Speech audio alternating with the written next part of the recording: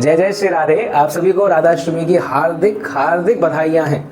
ये ऐसा दिवस आ चुका है, 31 अगस्त 2025 एक ऐसी तिथि बन चुकी है जहां पर इस पूरे जगत को चलाने वाले श्री कृष्ण सच्चिदानंद प्रभु ईश्वर परमा कृष्ण, उन ईश्वर की भी जो ईश्वर हैं, उनकी भी जो परमात्मा है, उनका भी जो परम तत्व है, जिनके लिए वो बड़े प्रेम में विह्वल हो जाते हैं, रोते हैं, जिनका नाम स्मरण अगर कोई कर दे तो उसके पीछे छत्र लेकर चलने लग जाते हैं, ऐसे श्री श्याम सुंदर जो प्रेम की मूर्ति हैं और जो साक्षात प्रेम स्वरूप हैं, श्री राधा रानी श्री किशोरी जी का जन्मोत्सव है।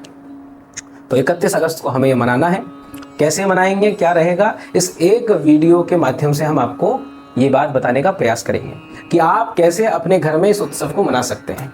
आप पुराण अगर पढ़ते हैं तो पद्म पुराण पढ़ें, ये सबसे बड़ा उत्सव वर्ष का बताया गया है वहाँ पर, और वहाँ कितनी महिमा बताई गई है।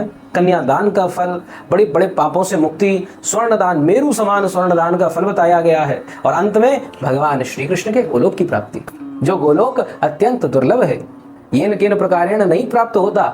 ब्रह्मा जी भी वेटिंग में खड़े रहते हैं। कथाएं आती हैं, ब्रह्मा जी इंतजार में खड़े हैं श्री कृष्ण से मिलने के लिए। सखियां कहती हैं, भाई कौन से ब्रह्मांड के ब्रह्मा हो। ब्रह्मा जी चेत जाते हैं, अरे कोई और 20-25 ब्रह्मांड है, एक ही ब्रह्मांड तो है, मैं 4 मुख वाला ब्रह्मा हूँ। सखियों ने कहा, देखो पीछे देखो जरा, पीछे मुड़ो। जैसे महाराज पीछे मुड़ते हैं तो क्या देख रहे हैं, अष्टमुख ब्रह्मा, वहाँ सहस्त्र मुख ब्रह्मा, ऐसे शतमुख ब्रह्मा। तो ऐसे खूब सारे जो देवी देवता भी जहाँ तक नहीं पहुँच पाते, इस एक व्रत, इस एक उत्सव के आनंद से आप पहुँच जाएंगे। ये तो फल स्तुति की रिझाने की बात है। बाकी प्रेमी को तो उत्सव मनाने का बहाना चाहिए। ये तो उत्सव है, उत्साह से होता है। हमारे ठाकुर जी, हमारे प्रभु, हमारे श्याम सुंदर जो हमारे लिए सब कुछ है, और वो जिनको इतना लाड करते हैं, प्रेम करते हैं, उनका जन्म दिवस है, उनका प्राकट्य उत्सव है। तो भैया हम तो और आनंद से बढ़ चढ़ के मनाएं, ऐसे मनाएं कि सब जगत देखता रह जाए कि कैसा आनंद होता है। आप सब आते ही हैं वृंदावन में, देखते हैं ब्रज क्षेत्र में, श्री लाडली जी की कृपा से ही वृंदावन है। श्री किशोरी जी से जब ठाकुर जी कह रहे हैं कि हम अवतार लेंगे कृष्ण रूप में, आप भी चलिएगा, किशोरी जी ने शर्त रखी है, बोले जब तक वृंदावन, जब तक गोवर्धन, जब तक यमुना जी इस पृथ्वी पर प्रकट नहीं होंगी, तब तक हम नहीं आएंगे। तो ये यमुना जी, ये श्री गोवर्धन जी और ये श्री वृंदावन, ये केवल किशोरी जी की कृपा से प्रकट हुआ है। ये इन तीनों का भी जन्मोत्सव है, प्राकट्य उत्सव है। तो ऐसे संपूर्ण वृंदावन को, ब्रज की रसरीति को, प्रेम को, भक्ति को प्रकट करने वाले किशोरी जी का जन्मोत्सव है, और इसको हमें मनाना बहुत चाहिए। और घर पे कैसे मनाएं, हम वृंदावन नहीं आ पा रहे हैं, और वैसे भी भैया वृंदावन में बहुत भीड़ होती है, बहुत ज़्यादा लोग आते हैं, तो अपने घर पे आनंद से कैसे इसको मना सकते हैं, अपने घर को कैसे वृंदावन बनावें, श्री किशोरी जी के, लाडली जी के जन्मोत्सव को कैसे मनाएं, प्राकट्य उत्सव को कैसे मनाएं। बहुत सरल है। सबसे पहला कार्य, अब आप ध्यान से सुनते जाइए और लिखते जाइए। पहला कार्य है ध्वजा। कोई भी पवित्र कार्य करते हैं, श्री पूज्य जय जय महाराज कहते हैं, कोई पवित्र कार्य होता है, कोई उत्तम कार्य, यज्ञ हो, छोटा मोटा पूजन भी हो, गृह शांति हो या गृह प्रवेश हो, इन सब में सबसे पहला कार्य ध्वजा लगाई जाती है।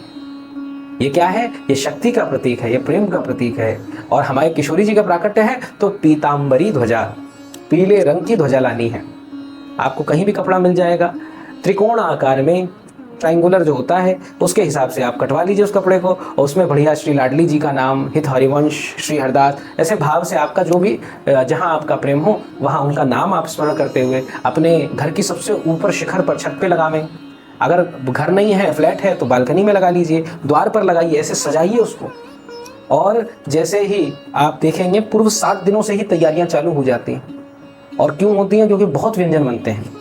तो क्या क्या बनता है श्री लाडली जी के जन्मोत्सव पे, प्राकट्य उत्सव पे, तो नाना प्रकार की तो लड्डू बनते हैं। कोई बूंदी को लड्डू, कोई बेसन को लड्डू, कोई अलग अलग चीज़ों को लड्डू बने, फिर बाकी बाद मठरी बने, कहीं मीठी मठरी बनती है तो कहीं नमकीन मठरी बनती है। पर विशेष रूप से जो बनता है वो ये है पंजीरी का भोग।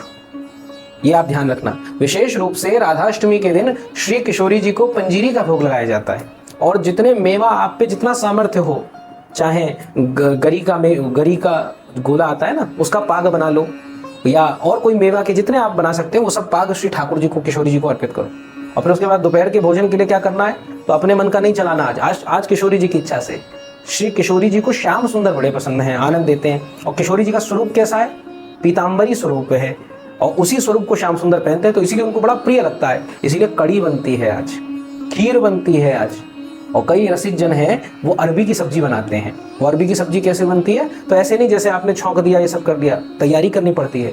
1-1.5 दिन पूर्व आपको मट्ठा लाएं, छाछ लाएं और उसमें अरबियों को साफ करके बढ़िया अच्छे से मार्जन करके उनको वहाँ रख दें, उसको अच्छे से वो सोख लें और छील आदि के ही रखना है। और फिर उसके बाद में उनको तला जाए और फिर उसके बाद बढ़िया से सात्विक मसालों का प्रयोग करके श्री ठाकुर जी को भोग लगाने हैं। तो इनकी तैयारी आप कर लीजिएगा।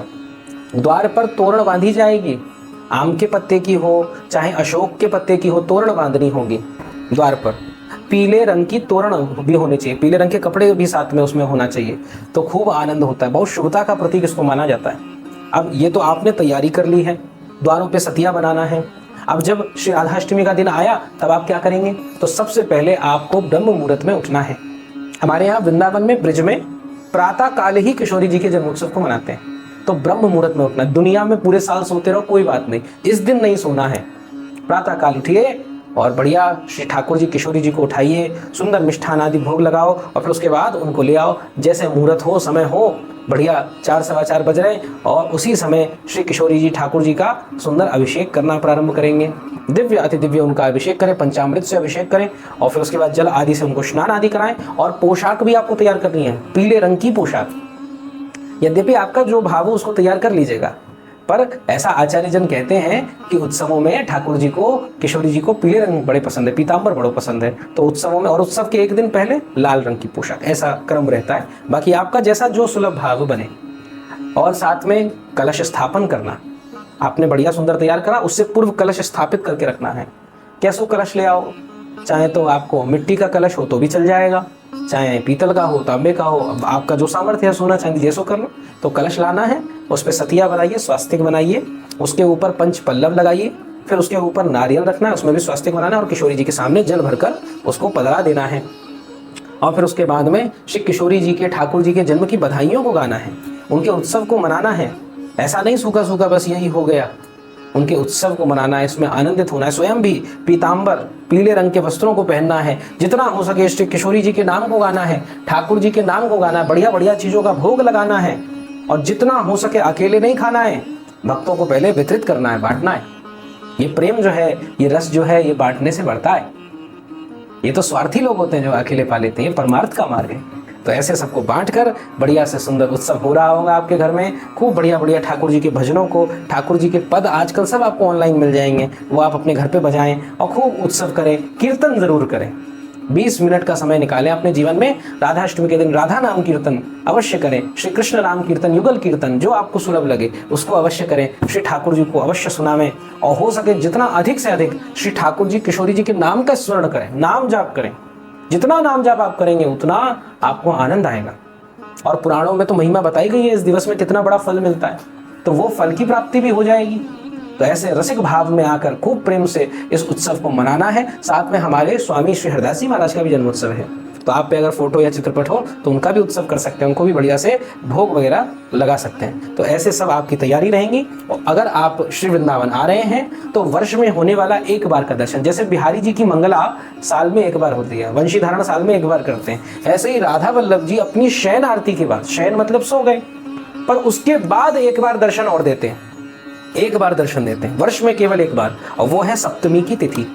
राधाष्टमी पे जन्मोत्सव होगा, उससे एक दिन पहले ढांडी ढांडिन आते हैं। ढांडी ढांडिन कौन होते हैं, तो जैसे आप जानते हैं पहले राजा महाराजाओं का यश गाने के लिए बड़े बड़े कवि होते थे, तो वो लोग क्या करा करते थे, उनके यश को गाते थे, उनके नाम को गाते थे। तो ऐसे ढांडी ढांडिन आते हैं और श्री किशोरी जी की वंशावली को गाते हैं कि ऐसे ऐसे वीर, ऐसे ऐसे यहाँ आपका जन्म हुआ, ऐसा ये हुआ, और खूब भाव से कीर्तन गाते हैं। तो ये आप भी कर सकते हो अपने घर में, श्री ठाकुर जी को उनके यश का, उनके गुणों का आप भाव सुनाएं। राधा कृपा कटाक्ष स्तोत्र है उसका पाठ करें, कृष्ण कृपा कटाक्ष स्तोत्र है उसका पाठ करें, और ऐसे खूब आनंद में भरकर पूरा दिन किशोरी जी में एकदम रमा देना है आपको।